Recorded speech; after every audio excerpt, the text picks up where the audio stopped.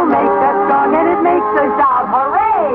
It's good for growing babies and grown-ups to eat. For all the family's breakfast, you can see Cream of Wheat. Cream of Wheat, the great American family cereal, presents Let's Pretend.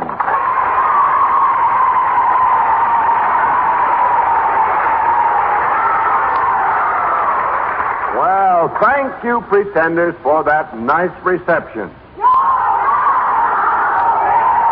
Gwen, what did you say today's story was going to be? The donkey? The table and the stick. Oh, yes. Well, it took all three of us to get that one out, didn't it? And Sybil, who is going to say how we travel?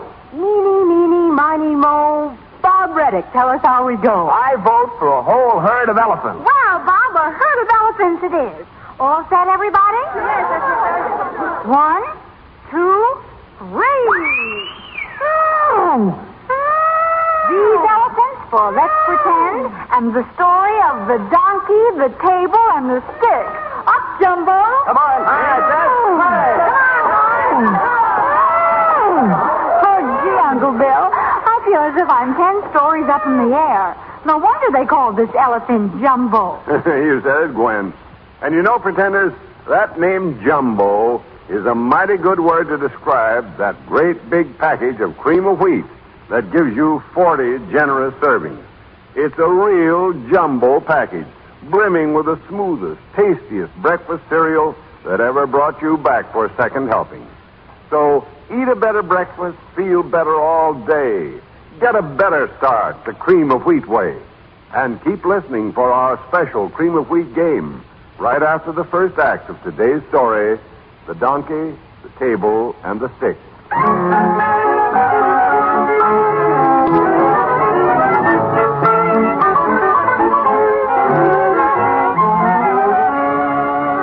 Once upon a time, when the Big Dipper was filled with recipes on how to work magic, and a few people knew it, an impatient father and his sons dwelt in a neat cottage in a little town. We find them now talking in the village square. I tell you once and for all, Jack, I won't stand your idle, shiftless ways any longer. But my ways aren't idle, Father. Just because the kind of work I've chosen doesn't please you, that doesn't... Morning, Mr. Davison. Yeah. Hello, Jack. Oh, Betty Ann, I'm glad to see you. Good morning, Mr. Landis. Good morning, Jack. Mr. Jameson. Good morning, Mr. Landis. Good morning, Betty. What's the trouble, Jack? You look worried. Jack worried. He's too lazy even to do that. Why, Jack's a good boy, Mr. Jameson. Not a worker with muscles, perhaps, but I call him very clever with his brain. And so do I, Father. I think Jack's wonderful. Thank you, Betty Ann. I think you're wonderful, too. Better learn to make a living, Jack, before you start making love. And I'm not ashamed to say before the world that I love Jack. And someday Someday we're going to be married. Thank you, Betty Ann, for your loyalty and courage. Is this true, Mr. Landis? Do you mean to say you have given your consent for Betty Ann to marry this worthless fellow? Yes, that's true. I have agreed that they could marry as soon as Jack can take care of Betty Ann properly. Good old Dad. And you, Father. Now that Mr. Landis has agreed, what do you say? Well, I agree. When and if you can support her properly, you may marry her. If she's not too old and crippled to walk to the church. I shall hold you to your promise. Mr. Landis, let's go over to our good friend, the host of the inn. Visit in more pleasant surroundings. Well, thank you. I shall accept gladly. Goodbye, Jack. Goodbye, Betty. Goodbye, Mr. Jameson. Betty Ann, the time has come when I can't stand this treatment any longer. Father won't try to understand my ambition. I can't go on being humiliated before everyone. I know, and I don't blame you. But what do you intend to do? I'll go away, seek my fortune, and then come back to you. Betty Ann, will you wait for me? Will you believe in me and let me come back to you when I can take care of you as I want to? If it's 100 years, I'll wait. With your love and faith in me, I will not fail. Bless you, my love, and keep you safe while I'm away.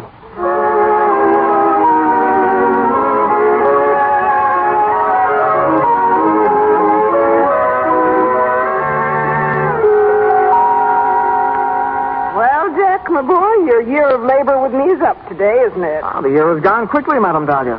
Have I pleased you? Have I done my tasks well? Oh, very well, my boy. You've kept your word. Thank you, Madam. Jack, in all this time, you've never asked me what I intended to pay for your year's work with us. Why? Well, you told me you would pay me well, Madam. I believed you, that's all. Do you believe everybody, Jack? Oh, I think so. I find people good and honest. Most generally. I hope you always will. Well, now, come out in the yard. I want to give you your wages. Oh, my wages out in the yard? Mm-hmm. Well, this begins to sound mysterious. There he is. What do you think of him? A donkey, Madame Dahlia? What in the world can I do with a donkey? Well, you don't think that I'd give you just an ordinary donkey for your year's work, do you? Now, listen carefully to me, Jack. Pull his ear. And as you do, say, Bricklebrit. Now watch. Bricklebrit. Money. Gold coins dropped from his ear. Mm. My fortune is made, Madame Dahlia. I'm eternally grateful for this magic gift. Well, now tell me, what will you do? Well, Madame Dahlia, you've made it possible for me to see my dearest dream come true. I shall return to my home, marry Betty Ann, and give her everything she deserves. Excellent. Come on, little Bricklebrit donkey. Your ears are going to be pretty busy for a while. Goodbye, Madam. Goodbye, Jack. Good luck to you.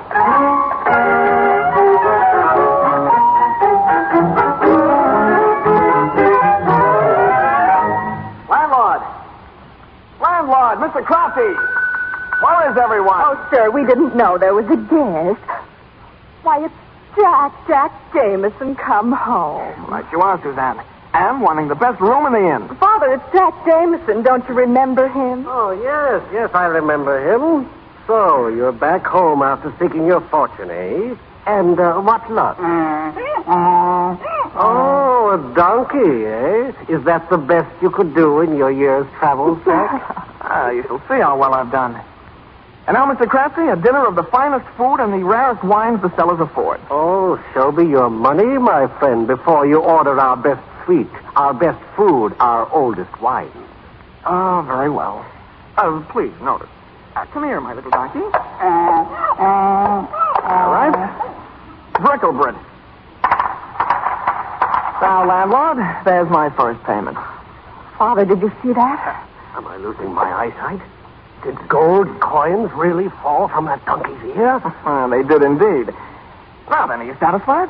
How about my food and the sweets? Oh, yes, sir, right away. The best the inn affords. The suite at the top of the stairs. Yes, sir. Thank you. I shall go to my room now and change. I won't be very long. Well, Father, things have certainly changed, haven't they? It would seem so. And what a fortune in that donkey. Suzanne, I have an idea. Listen to me. You remember the donkey we used to haul wood? Yes. It's the same size as this magic one. Now, I'll take this to the stable and bring the other here in its place. Jack won't know the difference. And when he leaves, we'll have the magic donkey with the gold coins, and Jack will have the mangy one from the stable. Oh, how clever. Of course. Hurry up now, Father, and exchange them before he comes downstairs.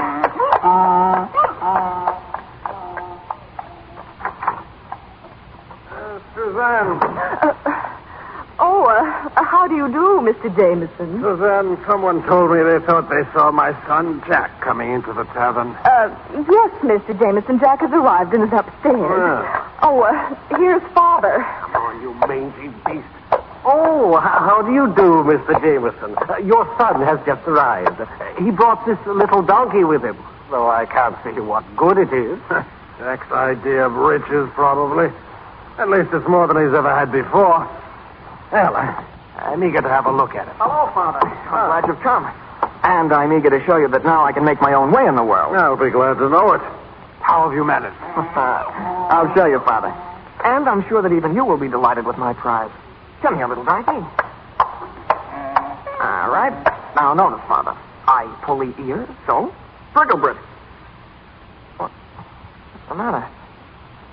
I don't understand. Wait a minute, I'll try the other ear. Bricklebrit. Something has happened. His ears don't drop gold and silver coins like they did. What has happened? Do you mean to tell me that I'm supposed to believe that this mangy donkey's ears were full of money? Well, Mr. Crafty and Suzanne can tell you I speak the truth. They saw it. Didn't you, landlord? I saw nothing more than I see now. Suzanne, you saw it. Tell them the truth. I don't know what you mean. Bricklebrit, pull in the air and coins fall out. Try to make a donkey out of me, will you? I'll show you. Here, down. Get out of this town. All right, Father, I'll go. But 1 year from today, I shall be back. You won't beat me then. Get out, you fraud, you lazy, deceitful fool. Get out.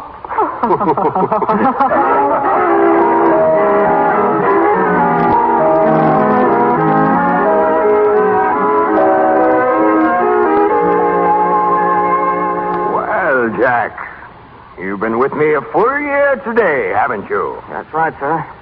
And I believe I've mastered the joiner's trade pretty well, haven't I, sir? You have served me faithfully and honestly, too. And now, what about wages for your year of work? Well, whatever you say, sir. You told me you would pay me well. And I know your word is good. Well spoken, son. I am glad that I can pay you with something that money cannot buy. And here it is. Well, a little table? Well, it's pretty, sir. And, well put together, too. Thank you, sir. This is no ordinary table, Jack. You have only to set it up and say, "Table be covered with food of my choice." And presto, everything that you could desire will be set before you.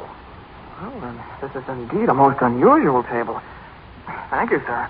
And will it continue to do this? Once before, I was given what seemed to be a magical gift. But it didn't seem to work out that way. As long as you shall live, it will obey you. Wonderful. At all events, then, I shall always have enough to eat. Well, sir, I'll be on my way to my home, where a very lovely person waits for me. Oh, well, good luck to you. Thank you, sir. And, goodbye.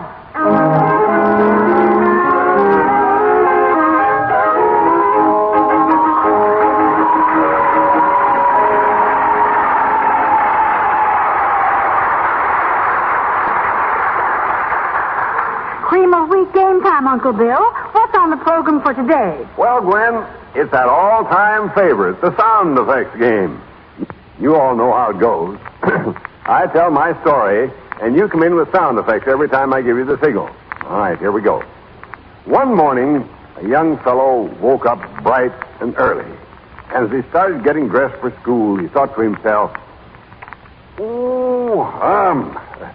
I wonder what Mom's going to have for breakfast this morning. In fact, he wasn't very excited about breakfast until he heard a noise. He looked out the window, and there, roaring down the street, was a great big red fire engine.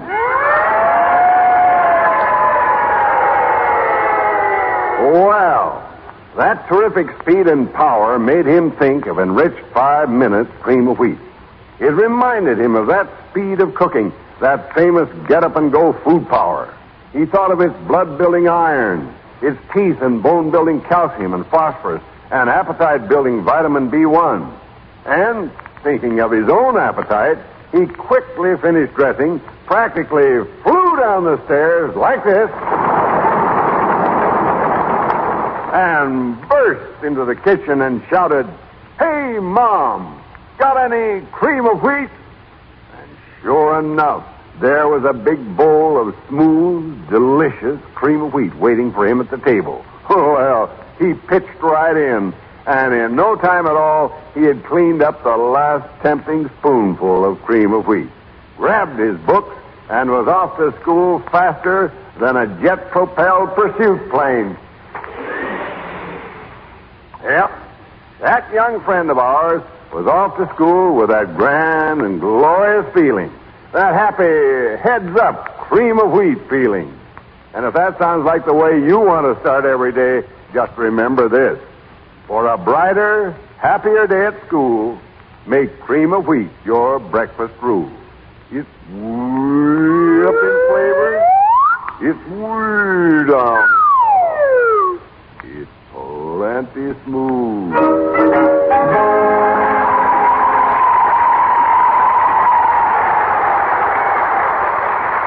And now back to our story of the donkey, the table, and the stick.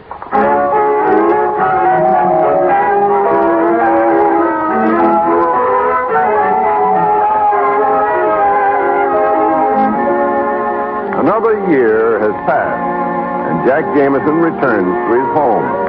This time, his gift from his employer is a magic table, which at his command is covered with whatever food he desires. As our scene opens, he is entering the tavern of the deceitful Mr. Crafty. Landlord. Mr. Crafty, Suzanne. Where is everybody? Well, Master Jack. So you've come back home, eh? Hello, Jack. Oh, my goodness, how big you've grown, and good-looking, too. This year has changed you a lot. I'm glad to see you. Thank you. How about a room? Or suite for me, landlord? Oh, not so fast, my friend. We've not forgotten that donkey of last year. No tricks this time. Oh, no tricks from me. But, Mr. Crafty, I'd advise you to be on the lookout. I'm afraid there are some very dishonest people here. Oh, Jack. Now, what about food? It's pretty late. I doubt if I can find anything but cold cuts and salad. Oh, no cold cuts and salad for me, Suzanne. Let me see what I want. Mushroom soup, a bit of fish, a roast chicken, artichokes and baked potatoes. Green salad would be nice, I think, yeah. And some chocolate cream pie. Yeah, that'll do very nicely. Will do. It would take a whole day to prepare that order. Oh, not the way I order. Shall I show you? I wish you would. Of course. Show us. Help me set up this little table here. All right. There we are. Now, you watching? All eyes, friend Jack. Table be covered with food of my choice. There you are, my friend. Oh, perfectly wonderful. Look, Father, everything one can think of, and the soup and meats are steaming hot. Why, Jack, you've a fortune in this little table. I thought you'd like it. You can give that food to someone who needs it. My father and Betty Ann are coming over to the inn. I want another table of food for them. Of course, certainly. So I'll go to my room and freshen up a bit. I won't be but a moment. Quickly, Suzanne, get that little table back of the desk. You mean we're going to take the table as well as the donkey, Father? Certainly. Help me clear this table of food. Now, hurry up. All right. Pile everything on this tray. Yes, Father. Quickly before he returns. There you are. Now what? Now, put the cloth on. You'll never notice the difference. Quickly now. Here comes Betty Ann and Jack's father. How do you do, Suzanne? Good day, landlord. Has my son Jack arrived yet? Oh, here and expecting you, sir. Oh, how is he? He's grown and quite good-looking. Suzanne, tell us more about him. Well, perhaps you'd better tell them, Father. Hey, tell them what about? About the strange way he's behaving. Oh, yes. Mr. Jameson. Yes? I think I ought to tell you, Jack acts very strangely. I don't know just what it is, but I would say his mind is, shall we say, wavering. Oh, here he is. Hello, Father. Oh, hello, Betty Ann. Oh, my dear, how glad I am to see you. And are you, Jack? How big you are. And, Suzanne was right. Why, Jack, you're handsome. Well, sir, have you done better this year than last? Well, you shall see, Father. Sit down at the table, everyone, and as we eat, I shall tell you. Here, Betty Ann, you sit next to me. You there, Father. So, little table be covered with food of my choice. What's happened here? Nothing, as far as I can see. What's supposed to happen? Well, table is magic. It should be covered with food by this time. So, another year and another useless bit of foolishness. Last year, a donkey with gold in his ears. This year, a magic table. And once again, you've made idiots out of all of us. I believe in you, Jack. I know there's something very wrong, and you're not to blame. Bless you, Betty Ann. You're right, but I'll bide my time. Get out and don't come back. I'll wait, Jack, and I'll always believe in you. Thank you, Betty Ann.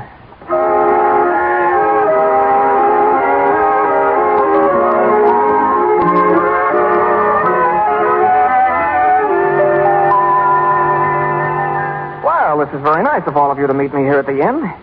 But where's Betty Ann? Here I am, Jack. Welcome home. Well, son, another year has passed. Oh, yes, Father. Excuse me just a moment, please. Mr. Crafty, Suzanne, come here, please. Hello, Jack. Glad you're home. Oh, my goodness. You're better looking than ever. Oh, thanks, Suzanne. But I'm afraid you won't think so in a minute. Come, Jack. What trade have you learned? And what do you have to show for your year's absence? I've learned the carpenter's trade, Father. This little stick I carry is my salary. Mr. Crafty? Yes? Suzanne? Yes, Jack? I have a couple of questions I want to ask you. And I earnestly advise you to think well what you answer. Where is the donkey with ears that drop gold and silver coins? I told you then, and I tell you now, I never saw such an animal. Suzanne? Perhaps you know. Don't make me laugh, Jack. There isn't any such thing. You're quite sure, Suzanne? Certainly I'm sure. I see. Mr. Crafty, where is my magic table? It is covered with food at my command. Oh, I never heard of such a table, idiot. Did you, Suzanne? Notice the stick I carry and tell the truth. It will be better for you, I warn you. Oh, don't be idiotic.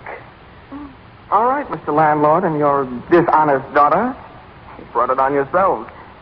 Up stick and beat the life out of them. Stop it! Get away!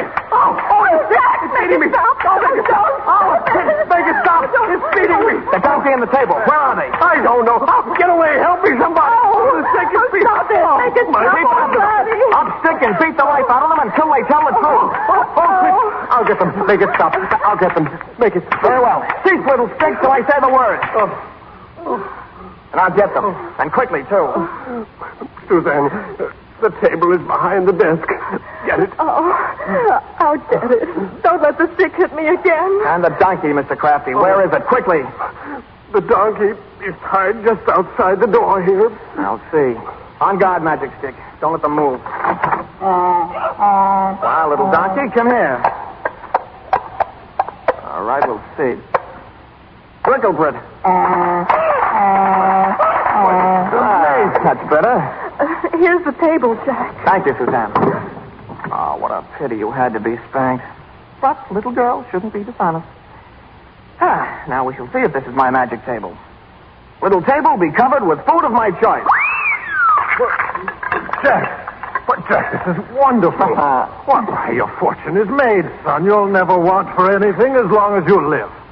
Betty Ann, my dearest, will you marry me now? Why, Jack, I promised you I'd wait forever. I loved you always, whether you were rich or poor. You know that. Oh, my dearest. At last your faith and loyalty can be repaid. And, Betty Ann, you know the secret of the magic stick. If ever I'm not the best and most devoted husband in the world, well, you know what to say. Up stick and beat the life out of Jack.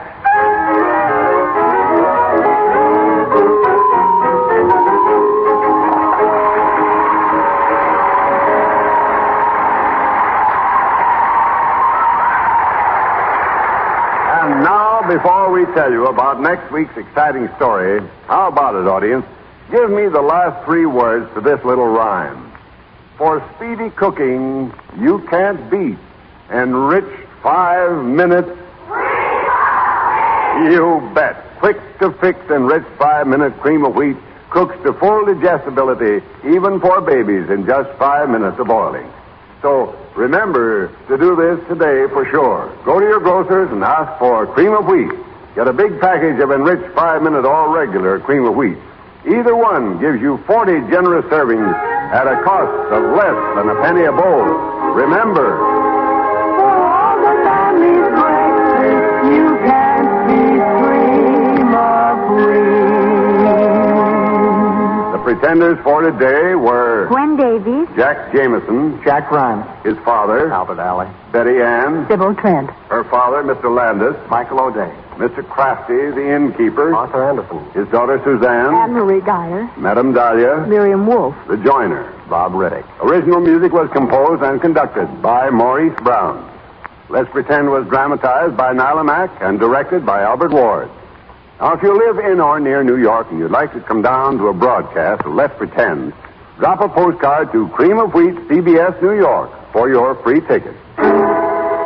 Imagine having to marry the first one you met when you followed an arrow which you had shot into the air. Would you like to marry a frog? Well, that's what our hero, Jan, had to do. Listen next week when we tell you how Jan got out of his trouble and finally won a beautiful princess in the story of the Enchanted Frog. This is Bill Adams saying, remember to eat cream of wheat, great American family cereal. This is CBS, the Columbia Broadcasting System.